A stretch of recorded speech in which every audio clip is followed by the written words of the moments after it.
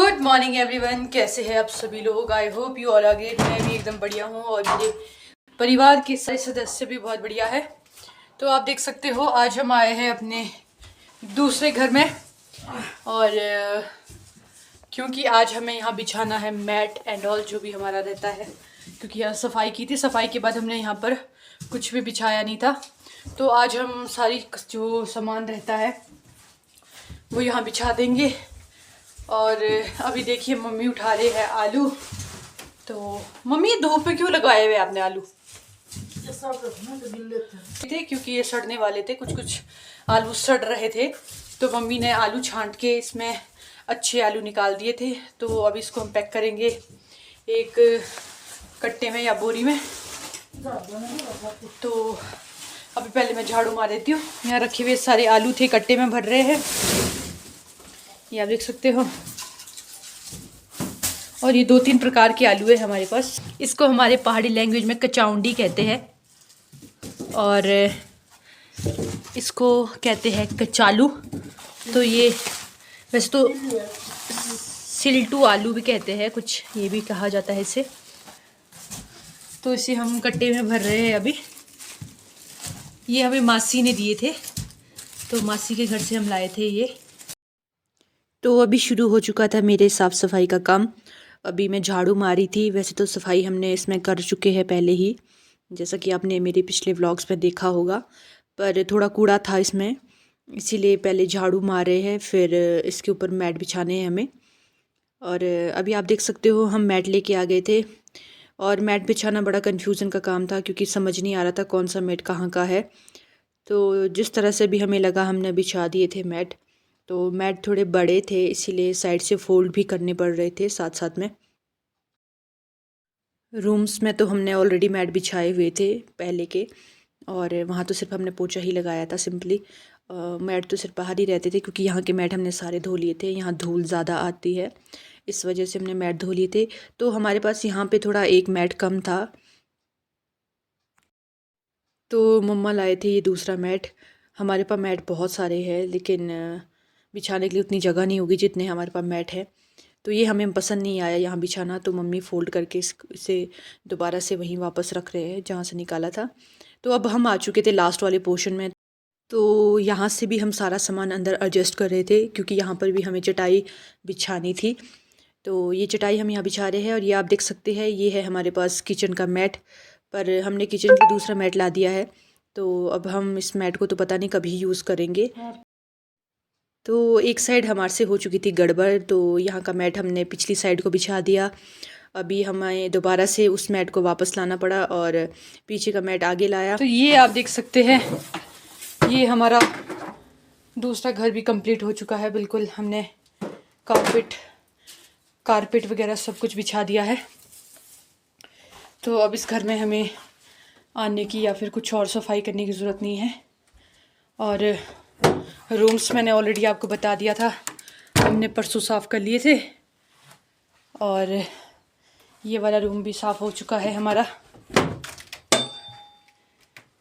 तो अब ज़्यादा कुछ नहीं है करने को, सब कुछ बिछ चुका है, मैट भी बिछा दी है।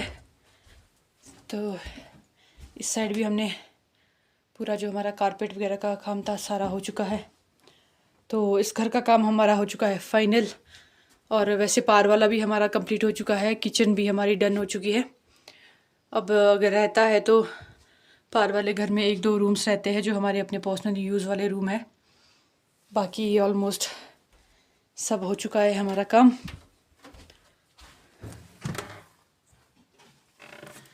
तो चलिए जी, अब निकलते हैं पार की ओर। तो 18 को एक बार हम यहाँ झाड़ू वगैरह लगा देंगे फाइनल। बाकी तो डन ही है। स्टोर भी हमारा अरेंज हो गया था परसों। तो चलिए अब देखते हैं आगे क्या काम करते हैं। तो काम करने के बाद मैं कट कर रही थी पापा के नाखून, और पापा के नाखून इतने हार्ड है कट करने में। तो आप देखिए शैंकी बार बार हमारे पास आ रहा था, क्योंकि पापा गुड़ खा रहे थे। पापा खाना खाने के बाद सुबह शाम हमेशा गुड़ खाते हैं। तो शेंग की लालच से साथ में बैठ गया, आप देखिए। और साथ में वो देख रहा था नाखून जितने नीचे गिर रहे थे वो सारे नाखून देखे जा रहा था। ऐसा लग रहा था जैसे वो काउंट कर रहा है कि नाखून कितने गिरे हैं। तो ये बड़ा लाडला बनता है, पापा का तो बहुत ज़्यादा लाडला है। हम लोग तो फिर भी इतना नहीं है इसके करीब जितने पापा है। तो पापा कहीं आए जाए तो इसको बड़ा प्रॉब्लम रहती है कि अगर इसे ना ले जाए साथ में। तो पापा के नाखून मैं काट रही थी और मम्मी को मैं बार बार बुला रही थी कि नाखून काटने आ जाओ। पर मम्मा ज़्यादातर नेल कटर से नाखून नहीं काटते हैं, वो ब्लेड से नाखून काटना प्रेफर करते हैं। शायद उन्हें बचपन से ही आदत है नाखून काटने की इस तरह से। तो ये देखिए पापा भी गुड़ खा रहे हैं और साथ साथ में आपको भी बता रहे थे वो कि गुड़ के क्या क्या फ़ायदे होते हैं। पर मैंने थोड़ा वीडियो स्पीड में रखा है बिकॉज़ वीडियो लंबा ना हो जाए इसलिए। तो वॉल्यूम नहीं आ पाएगी, तो मैं अभी वॉइस ओवर ही कर रही हूँ वीडियो में। तो अभी मैं पापा के पाँव के नाखून काट रही थी, तो इतने हार्ड नाखून हैं पापा के, मैं बता नहीं सकती। बड़ी मुश्किल से मैंने पापा के नाखून काटे और दूसरे पाँव के नाखून स्टार्ट किए काटना, और ये पाँव बड़ा टफ था नाखून काटने के लिए। मेरे घर पे काम तो कभी भी ख़त्म नहीं होता है, तो पता नहीं कहाँ से मम्मा चटाई ढूंढ के ले आए फिर से। तो अब लग गए थे हम चटाई के काम में, और ये साफ़ करने का काम चल पड़ा था हमारा। तो अभी तक तो हमने इतने सारे दलीचे, इतना कुछ साफ़ सफाई की, और ये चटाई पता नहीं कहाँ से रह गई थी। तो अभी हम दोनों मिलकर इसको साफ़ कर रहे थे, बिल्कुल सर्फ़ लगा के पोछे से। तो आजकल पानी भी बड़ा अच्छा खुल कर आ रहा है, वैसे पानी की भी आजकल हमें किल्लत नहीं है।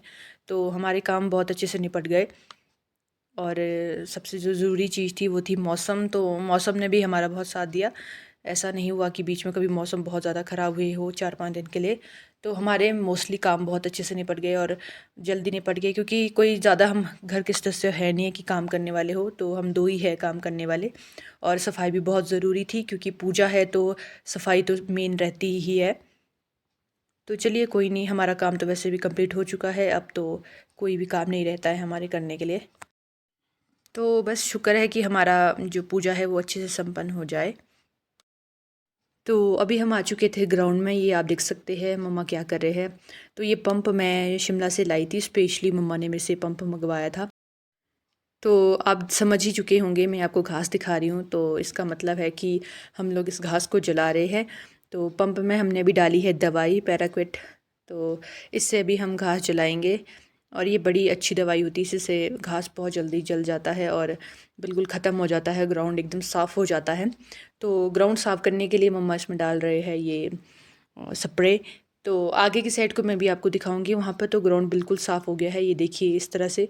यहाँ पर भी मम्मा ने बिल्कुल इसी तरह से साफ़ किया है दवाई डालकर। और आज मौसम भी बिल्कुल साफ़ नहीं है, तो थोड़ा बहुत बादल है, लेकिन चलो जैसा भी है टिका हुआ है मौसम। काम करने के लिए तो फिर भी ठीक ही है मौसम, जैसा भी है। और आप ये देख सकते हो घास वैसे यहाँ पे थोड़ा ही रहा है, क्योंकि वैसे तो हमने यहाँ पे कुछ और करने का सोचा था। तो अभी कुछ टाइम में देखेंगे, यहाँ स्लेटें हम बिछाएंगे। और ये आ चुका है जी दूध वाला, हमेशा की तरह हमारे लिए दूध लेकर। तो हमने दूध जो है गांव से लगाया हुआ है, तो योजना चाची हैं हमारे गांव से एक लेडी, तो वो सबको ही यहाँ दूध बांटते हैं। मैक्सिमम मैं बताऊँ तो 20 से 30 घरों में उनके घर से दूध आता है यहाँ पर। वो बहुत ही ज़्यादा मेहनती लेडी है, मैं तो बहुत अप्रिशिएट करती हूँ उन्हें कि वो इतना दूध लाना, इतनी उनके पास शायद 4 गाय है मेरे ख्याल से, जितना मुझे आइडिया है। तो ये बहुत बड़ी बात है इतना काम करना। तो अभी पापा दूध वाले से बातचीत कर रहे थे। और वैसे तो हमने आधा किलो ही दूध लगाया है, क्योंकि घर पे 2 ही लोग हैं, पापा और मम्मा, यही दूध पीते हैं। तो मैं तो दूध पीती नहीं हूँ, तो पापा मम्मा सुबह शाम दूध पीते हैं, तो उनके लिए तो दूध बहुत हो जाता है इतना भी। और बुढ़ापे में तो दूध बहुत ही ज़्यादा ज़रूरी होता है हड्डियों के लिए। तो इस दूध वाले की एक ख़ासियत ये है कि इसका बहुत अच्छा टाइम है, जो टाइम इसका हमेशा का है उसी टाइम पे ये हमेशा दूध लाता है। तो आज तक कभी ऐसा नहीं देखा हमने कि भई ये कभी लेट आया हो या फिर इसने कभी दूध ना लाया हो। और ये आप देखिए पापा दूध वाले को मिठाइयाँ दे रहे हैं। तो मेरे पापा तो बहुत ज़्यादा दयालु इंसान हैं, वो बहुत ही ज़्यादा मतलब कुछ भी उनके पास रहता है तो वो देने के लिए बहुत ज़्यादा ही रहता है कि कब तो मैं दूँ। तो कब से पैक पकड़े बैठे थे कि हाँ वो दूध वाला आ रहा है और उसको मैंने देना है। और हमें तो याद भी नहीं था, कब से मुझे आवाज़ लगा रहे थे कि आ जाओ, मुझे समझ नहीं आया क्यों बुला रहे। तो खुद ही उठकर बाहर आए और दूध वाले को मिठाई दे दी।